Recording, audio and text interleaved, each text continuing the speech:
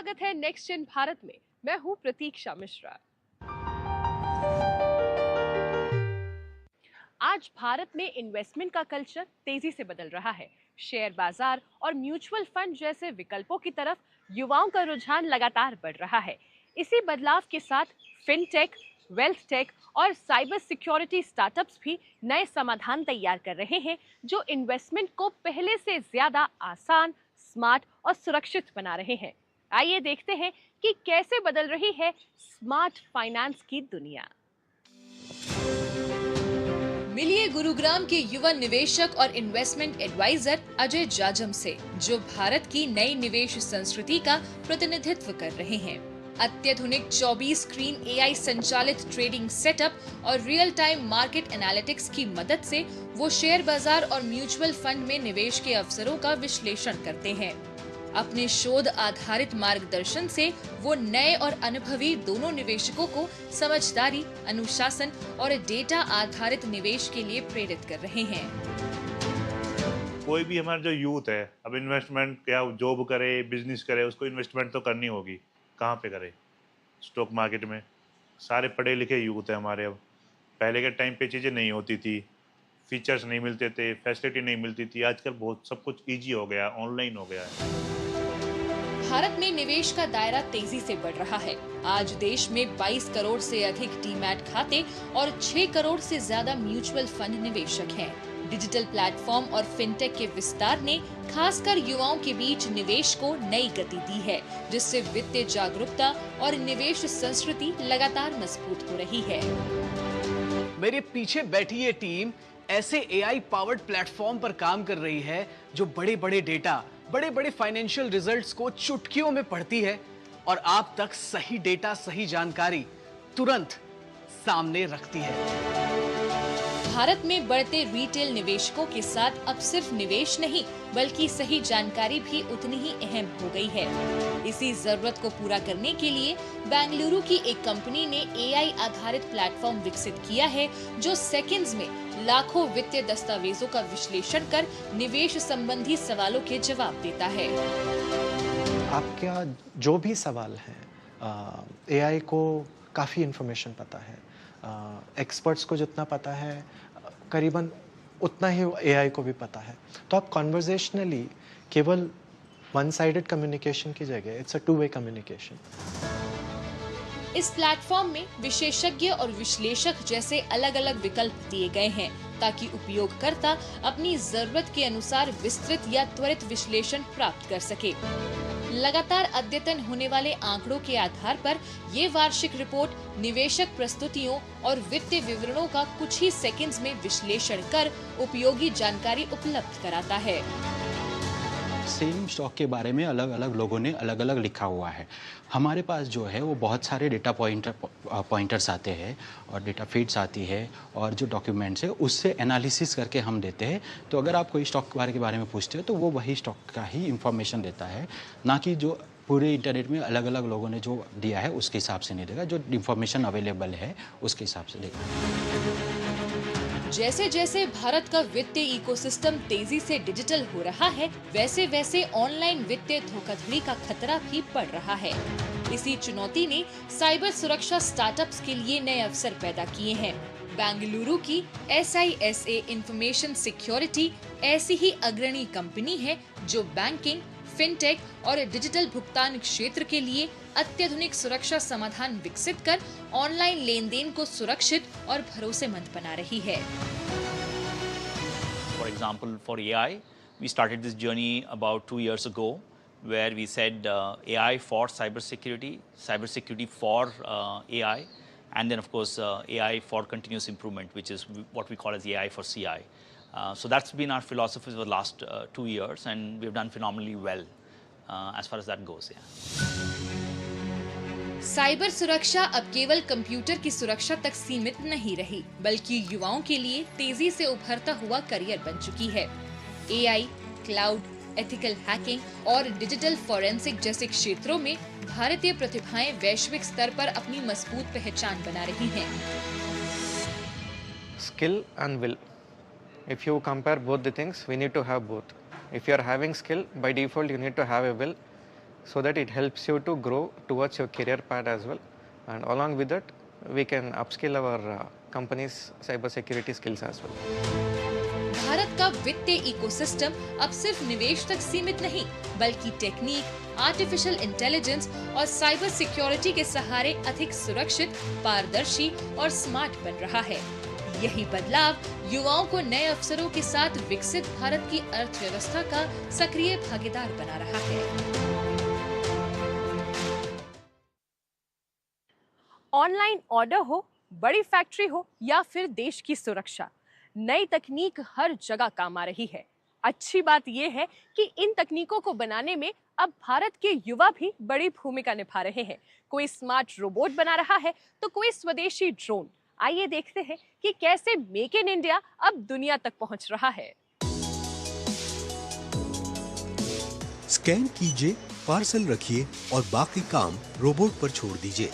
यही है नए भारत की स्मार्ट वेयरहाउसिंग, जहां रोबोटिक्स हर पार्सल को पहले से ज्यादा तेज, स्मार्ट और सटीक तरीके से उसकी सही मंजिल तक पहुंचा रही है। यहाँ के जो रोबोट्स हैं वो इस हिसाब से सामानों को छांटते हैं और भेजते हैं, जिससे कि कंपनियों का खर्च बचेगा। वेयरहाउस ऑटोमेशन की बढ़ती जरूरतों को पूरा कर रही है पुणे की अनबॉक्स रोबोटिक्स। एआई और रोबोटिक्स की मदद से कंपनी ने वेयरहाउसिंग को पहले से कहीं ज्यादा स्मार्ट, तेज और कुशल बना दिया है। भारत में विकसित इसके रोबोट आज यूरोप के कई देशों और अमेरिका के बड़े वेयरहाउस में भी अपनी क्षमता का प्रदर्शन कर रहे हैं। हमारा दुनिया भर में जो डिप्लॉयमेंट्स हो रहा है, इंडिया में हो रहा है, यूरोप में या यूएस में, लगभग 9 कंट्रीज़ में या 9 देशों में हमने ये डिप्लॉय किया है। भारत है, Spain, Netherlands, Belgium, UK, Italy, US, ये कुछ एग्जांपल्स हैं जिधर हमने ये रोबोट्स डिप्लॉय किए हैं। हमारा रेवेन्यू 70% रेवेन्यू यूरोप में होता है, 20% इंडिया में है और 10% यूएस में है। But depending upon the geography हमारा रेवेन्यू का मिक्स आगे आने वाले समय में और कॉम्प्लेक्स होगा और डाइवर्सिफाइड होगा। साल 2019 में शुरू हुई अनबॉक्स रोबोटिक्स भारत में एआई आधारित रोबोटिक सॉर्टेशन सिस्टम विकसित कर रही है। जैसे ही कोई पार्सल वेयरहाउस में पहुंचता है, उसका बारकोड, आकार, वजन और गंतव्य तुरंत स्कैन हो जाता है। इसके बाद unbox sort real time software की मदद से बेहद कम मानवीय हस्तक्षेप के साथ हर पार्सल को तेजी और सटीकता से सही डिस्पैच पॉइंट तक पहुंचा देता है। बढ़ते वेयरहाउसिंग और लॉजिस्टिक्स सेक्टर की जरूरतों को देखते हुए ये तकनीक ऑटोमेशन को नई रफ्तार दे रही है। जैसा कि इंडिया में अभी बहुत सारे कस्टमर्स हैं जिनको वेयरहाउस ऑटोमेशन की रिक्वायरमेंट है, उनकी प्रॉब्लम स्टेटमेंट को समझ के हम लोग यहाँ पे उनके लिए सॉल्यूशन प्रोवाइड करते हैं। मोस्टली आज की डेट में अनबॉक्स रोबोटिक्स जो है वो सॉर्टेशन रोबोट प्रोवाइड कर रहा है, लेकिन जैसे जैसे हम आगे देखते जा रहे हैं वहाँ पे ऐसा लगता है कि वेयरहाउस ऑटोमेशन में उनको और सारे प्रोसेसेस को ऑटोमेट करना है। सो उसके लिए हम और डिफरेंट प्रोडक्ट्स डेवलप कर रहे हैं। रोबोटिक्स के साथ साथ भारत के युवा इंजीनियर अत्याधुनिक ड्रोन तकनीक में भी नए आयाम स्थापित कर रहे हैं। जयपुर स्थित MNIT innovation and incubation centre में हॉगवर्ट्स स्कूल ऑफ ड्रोन्स रक्षा, सुरक्षा, निगरानी और आपदा प्रबंधन के लिए पूरी तरह स्वदेशी ड्रोन डिजाइन, विकसित और परीक्षण कर रहा है। जैसा कि आप जानते हैं कि अभी ऑपरेशन सिंदूर के बाद से ड्रोन्स का मिलिट्री के अंदर जो यूज है वो काफी बढ़ गया है और हमने देखा भी है कि किस तरीके से यूज में आ रहे हैं। जो हमारे ड्रोन्स हैं वो ड्रोन्स मिलिट्री के अंदर टारगेट को तबाह करने के लिए, टारगेट पर निगरानी रखने के लिए और भारतीय सेना की जो टुकड़ी है उनको सावधानी बरतने के लिए उनके साथ में वो ऑपरेट करते हैं। ये स्टार्टअप सिर्फ ड्रोन नहीं बना रहा बल्कि आधुनिक ड्रोन संचालन, मिशन प्लानिंग और रखरखाव की व्यवहारिक ट्रेनिंग देकर प्रतिभागियों को नई तकनीक में दक्ष भी बना रहा है। तो हम लोग क्या है, हमने इन चीजों को कुछ 2-3 कोर्सेज में बांटा हुआ है जैसे असेंबली डिसम्बली एक अलग कोर्स है जहाँ पर हम लोग ड्रोन को जोड़ना, उनको ट्यून करना और उनको उड़ाना सिखाते हैं।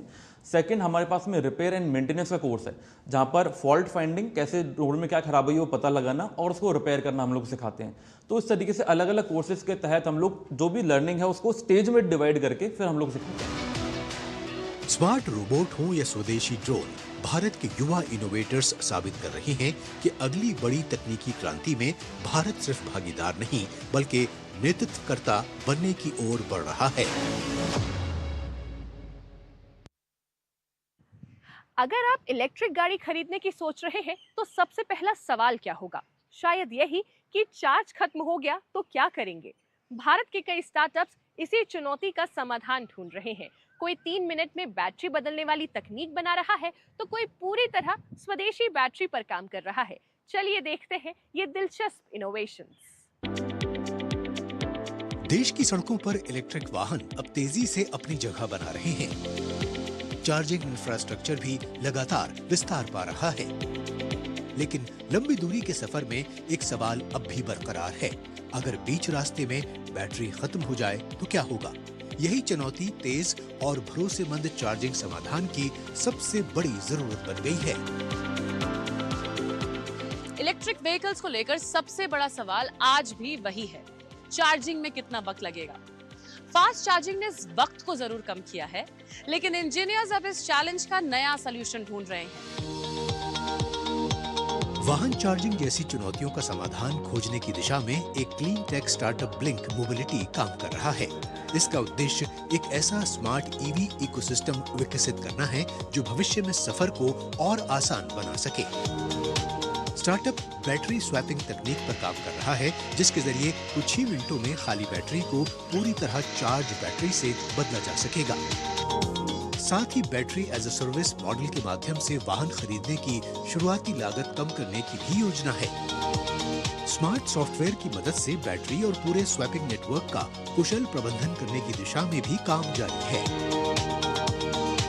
आज पेट्रोल भरवाने से पहले कोई भी दोबारा नहीं सोचता, सिंपली जाते हैं, पेट्रोल भरवाते हैं और वापस आ जाते हैं। ईवीज में भी एग्जैक्टली ऐसा ही होना चाहिए, क्योंकि असली प्रॉब्लम कभी भी रेंज एंजाइटी का नहीं था। प्रॉब्लम हमेशा से वेट का रहा है।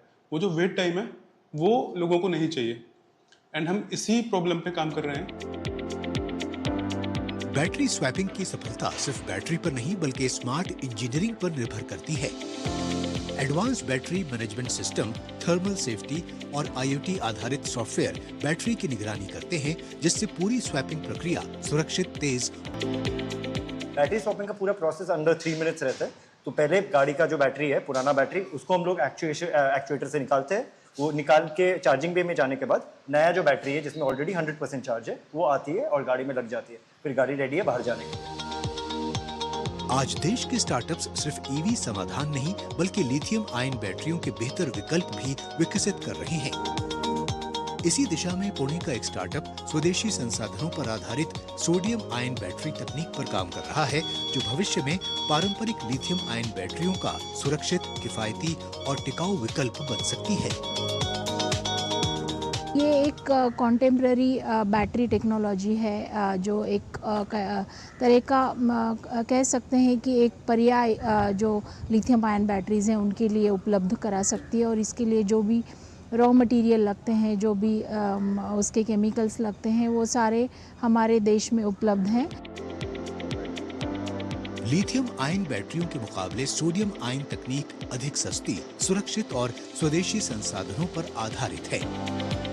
ये सिर्फ नया ऊर्जा समाधान नहीं बल्कि आत्मनिर्भर भारत की दिशा में एक महत्वपूर्ण कदम भी है। हमारा प्लान ये है कि इस तकनीक को जो लेबोरेटरी स्किल से उसको कमर्शियली मार्केट लेवल तक लेके जाना है, और उसको अभी हम लोग एक मेगा फैक्ट्री प्लान कर रहे हैं कि जिससे कि इसको हम लोग एक अच्छे स्केल पे इसका उत्पादन किया जाए और पूरी तरीके से देश में विकसित किया जाए। ईवी क्रांति सिर्फ नई गाड़ियों की नहीं बल्कि नए विचारों की भी है। भारतीय स्टार्टअप्स के ये नवाचार दिखाते हैं कि भविष्य की मोबिलिटी तेज, स्वच्छ, आत्मनिर्भर और पूरी तरह भारत में विकसित तकनीक पर आधारित हो सकती है।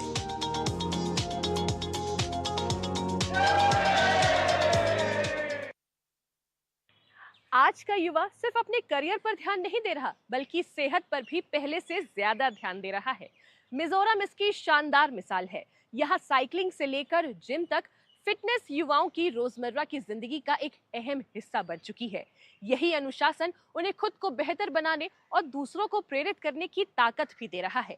तो आइए आपको लेकर चलते हैं मिजोरम। सुबह का वक्त है। आइजोल शहर अभी पूरी तरह जागा भी नहीं है, लेकिन वानलाल लोजुआला वार्ते का दिन शुरू हो चुका है। कुछ देर स्ट्रेचिंग, फिर साइकिलिंग जर्सी, हेलमेट और सड़क पर निकल पड़ने की तैयारी। उनके लिए साइकिलिंग सिर्फ एक फिटनेस का जरिया नहीं, बल्कि जिंदगी जीने का तरीका है। इसी जुनून ने उन्हें अकेले साइकिल से पूरे भारत के लगभग 17,000 किलोमीटर लंबे सफर तक पहुंचाया। इस यात्रा के दौरान उन्होंने 28 राज्यों और कई केंद्र शासित प्रदेशों का दौरा करते हुए फिटनेस, साइकिलिंग और पर्यावरण संरक्षण का संदेश दिया।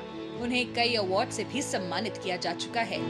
आज उनकी इस पहल से प्रेरित होकर मिजोरम के युवा साइकिलिंग को अपनी जीवन शैली का हिस्सा बना रहे हैं।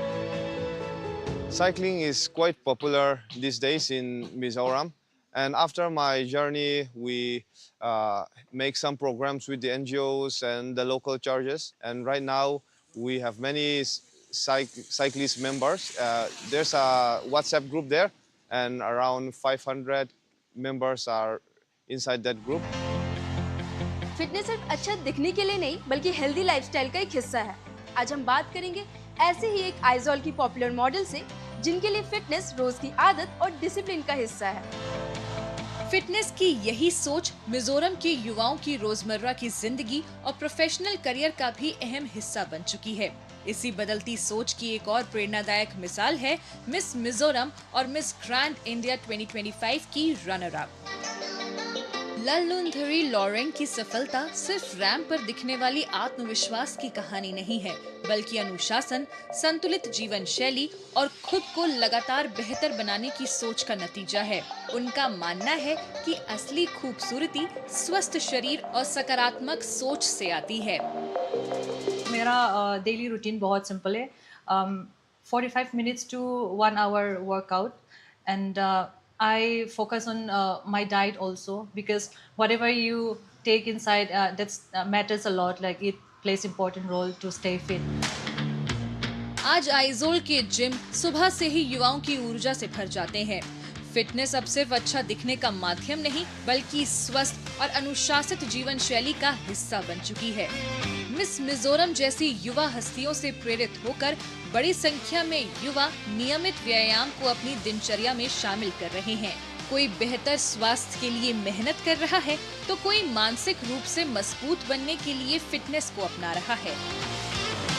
The Mizo youth today are interested in fitness and this lifestyle, and it's becoming a trend actually. And I think that it's much better than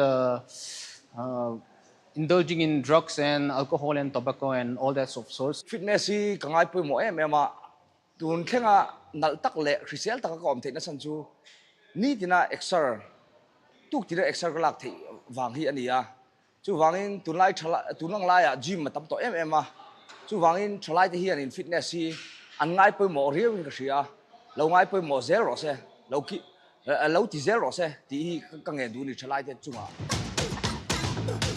चाहे रैंप पर देश का प्रतिनिधित्व करने वाली युवा मॉडल हो या साइकिल से पूरे भारत का सफर तय करने वाले युवा, यहाँ की नई पीढ़ी ये साबित कर रही है कि सफलता की शुरुआत सबसे पहले खुद को बेहतर बनाने से होती है। यही बदलती सोच आज मिजोरम को एक ऐसे राज्य के रूप में पहचान दिला रही है, जहां युवा सिर्फ बड़े सपने देखते नहीं हैं, बल्कि उन्हें पूरा करने के लिए अनुशासन और स्वस्थ जीवन शैली को भी पूरे समर्पण के साथ अपनाते हैं। क्या पर्यावरण बचाने के लिए हमेशा बड़े प्रोजेक्ट्स की जरूरत होती है? शायद नहीं। कभी एक बीज, कभी घर की छत पर बना छोटा सा गार्डन, तो कभी पक्षियों के लिए सुरक्षित आशियाना। देश के कई युवा अपने अपने तरीके से प्रकृति के लिए काम कर रहे हैं। छोटे कदम मिलकर कैसे बड़ा बदलाव ला रहे हैं, यही इस कहानी की सबसे खास बात है। आम खाना तो सभी को पसंद है, लेकिन क्या आपने कभी सोचा है कि खाने के बाद बची आम की गुठली भी पर्यावरण बचाने का जरिया बन सकती है? राजस्थान के कोटा के 8 वर्षीय लक्ष्य अग्रवाल ने इसे सच कर दिखाया है। एक पेड़ मां के नाम अभियान से प्रेरित होकर उन्होंने 1008 आम के पेड़ लगाने का संकल्प लिया है। ये सिर्फ पौधारोपण नहीं बल्कि मां और धरती मां दोनों के प्रति समर्पण का अनोखा संदेश है। मैं रोज टीवी पे देखता था कि हमारे देश के प्रिय श्री नरेंद्र मोदी जी के अभियान एक पेड़ मां के नाम की पहल से मैं प्रेरित हुआ और मैंने मिशन 1008 आम के पेड़ का संकल्प लिया। 1008 आम के पेड़ का मैंने संकल्प इसलिए लिया कि हमारा पर्यावरण सुरक्षित रहे और साफ सुथरा रहे और हमें अधिक मात्रा में ऑक्सीजन प्राप्त हो। इससे पहले भी मात्र 6 वर्ष की आयु में लक्ष्य 11.77 किलोमीटर की तिरंगा दौड़ पूरी कर एशिया बुक ऑफ रिकॉर्ड्स और इंडिया बुक ऑफ रिकॉर्ड्स में अपना नाम दर्ज करा चुके हैं। पर्यावरण के प्रति उनके जुनून ने उन्हें कचरे से आम की गुठलियां इकट्ठा कर पार्कों और खाली जगहों पर लगाने के लिए प्रेरित किया। आज वही गुठलियां पौधों का रूप लेकर हरित भविष्य की नई उम्मीद जगा रही हैं। लोग उसे कहते थे कि इतना छोटा सा बच्चा ऐसा काम कर रहा है, आप मना क्यों नहीं कर रहे?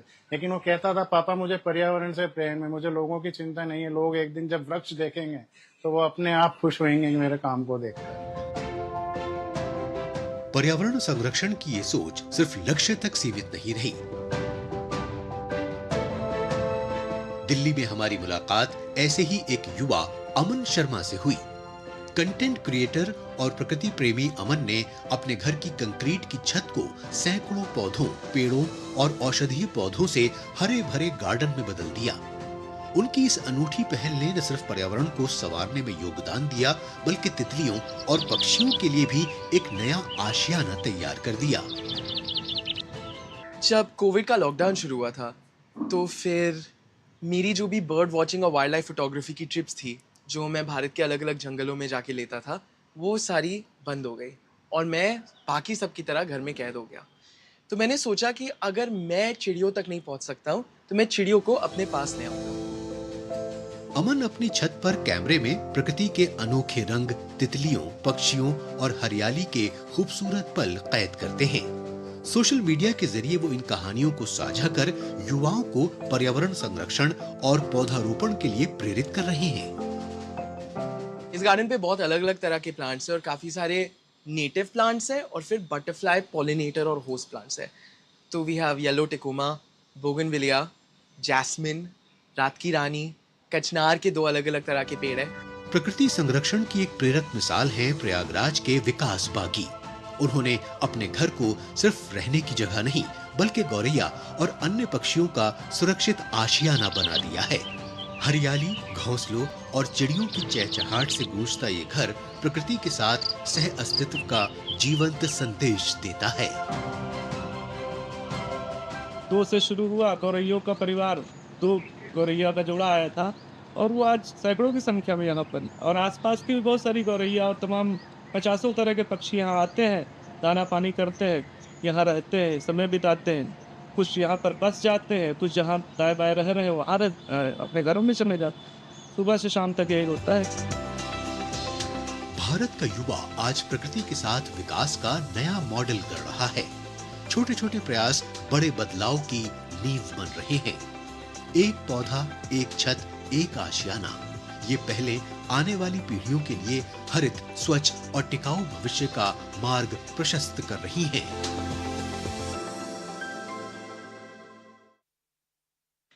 आज के शो में फिलहाल इतना ही। आपसे फिर मुलाकात होगी अगले एपिसोड में। तब तक के लिए मुझे दीजिए इजाजत। नमस्कार।